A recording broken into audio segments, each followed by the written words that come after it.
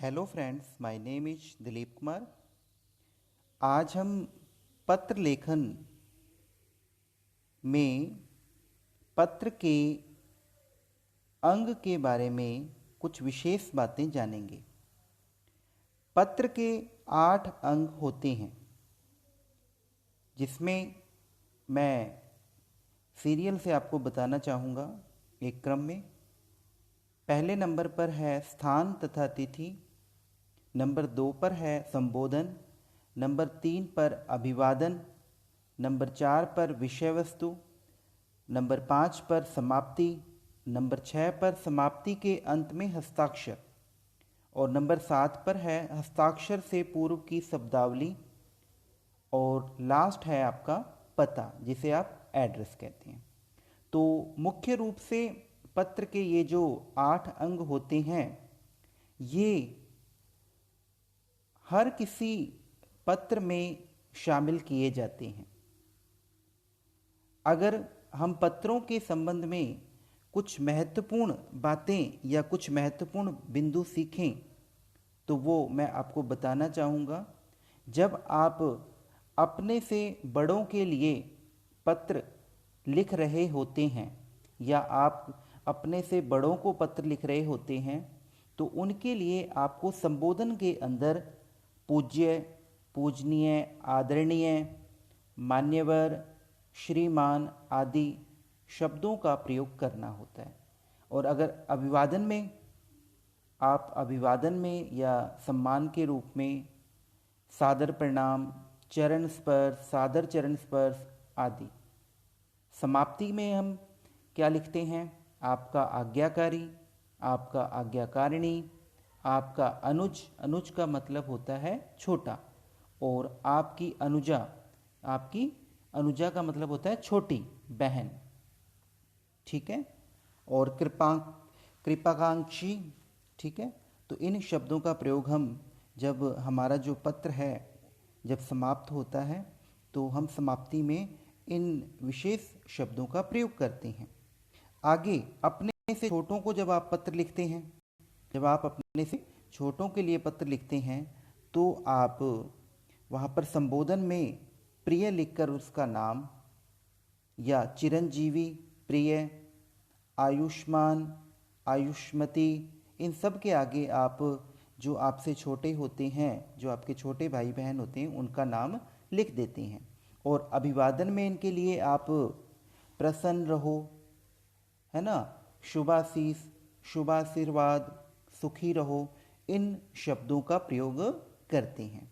और जब आप अपने पत्र को समाप्त कर रहे होते हैं तो आप उसमें समाप्ति पर लिखते हैं तुम्हारा हितैषी। हितैषी का मतलब भला चाहने वाला, तुम्हारा हित चाहने वाला, तुम्हारा शुभ चिंतक, तुम्हारा अग्रज आदि। अग्रज का मतलब होता है बड़ा। बराबर वालों के लिए जब आप कोई पत्र लिख रहे होते हैं तो वहाँ पे आप संबोधन में प्रिय बंधु, बंधु का मतलब भाई या बंधुवर, प्रिय लिखकर आप नाम भी लिख सकते हैं, मित्रवर भी लिख सकते हैं, है ना। तो इन शब्दों का प्रयोग आप संबोधन में कर सकते हैं। अभिवादन में आप सप्रेम नमस्ते, सप्रेम नमस्कार, नमस्ते, नमस्कार। आपको मैं नमस्ते और नमस्कार में अंतर बता दूं।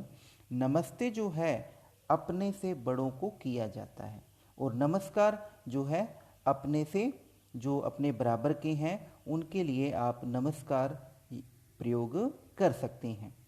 ठीक है। समाप्ति में आप क्या करेंगे? जब आप अपने बराबर वालों के लिए पत्र लिखते हैं और जब समाप्ति करते हैं तो वहाँ पर आप तुम्हारा परम मित्र, तुम्हारी सखी, तुम्हारा अभिन्न मित्र आदि लिख सकते हैं। ठीक है।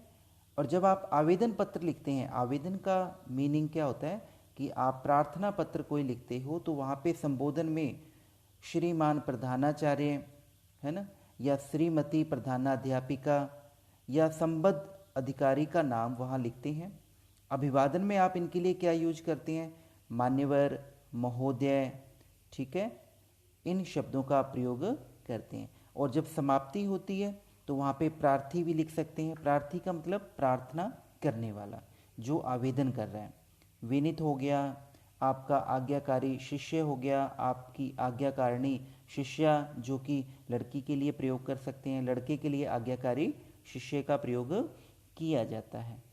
तो व्यवसायिक पत्र के लिए अगर हम बात करें तो उसमें संबोधन के लिए श्रीयुक्त संपादक महोदय, है ना, या किसी समाचार पत्र का नाम लिखना है, या फिर आप किसी अधिकारी को अगर कोई पत्र लिख रहे हैं तो उसमें जिस पोस्ट पर वो अधिकारी है उस अधिकारी की पोस्ट लिखी जाती है, ठीक है। और अपने अगर उसमें अभिवादन में आप महोदय लिख सकते हो, मान्यवर लिख सकते हो, ठीक है। तो इस प्रकार से आप जब भी कोई भी पत्र लिखते हो तो उसमें संबोधन, अभिवादन, समाप्ति के लिए किन किन विशेष शब्दों का प्रयोग करना होता है वो मैंने आपको एक एक वन बाय वन समझाया है। तो इसे, ये जो मैं आपको एक चार्ट मैंने आपको भेजा है, इसे आप ध्यान से अगर पढ़ेंगे तो आपको पता लग जाएगा कि आपने कहाँ किन शब्दों का प्रयोग करना है, संबोधन के लिए क्या करना है, अभिवादन के लिए क्या करना है और समाप्ति के लिए क्या करना है, ठीक है। तो एक चीज़ और भी मैं बताना चाहूँगा कि विषय वस्तु के बारे में आपको बता दूं कि विषय वस्तु क्या होती है। जिस विषय पर आपको कोई भी पत्र लिखना होता है वो विषय वस्तु होती है। जैसे आपको अपने प्रधानाध्यापक जी से अवकाश लेना है, छुट्टी लेनी है, तो उसके लिए आपको प्रार्थना पत्र लिखना है, तो आपकी विषय वस्तु क्या होगी, यानी कि आपको अवकाश लेने के लिए जो पत्र लिखना है वो आपकी विषय वस्तु हो जाती है, ठीक है। पता में आप अपना एड्रेस लिखते हैं, और जब आप समाप्त हो जाता है आपका पत्र तो अंत में हस्ताक्षर करते हैं। हस्ताक्षर का मतलब होता है कि आप अपने वहाँ पर सिग्नेचर करते हैं। और एक और इसमें मैंने पत्र के अंग में आपको बताया हस्ताक्षर से पूर्व की शब्दावली।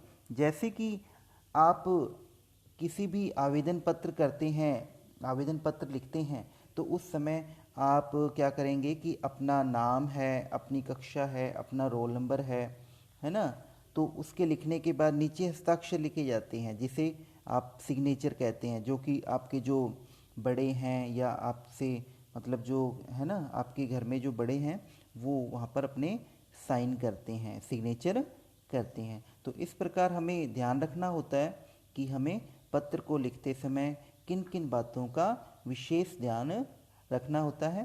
तो इस वीडियो में हम इतना ही सीखेंगे। धन्यवाद।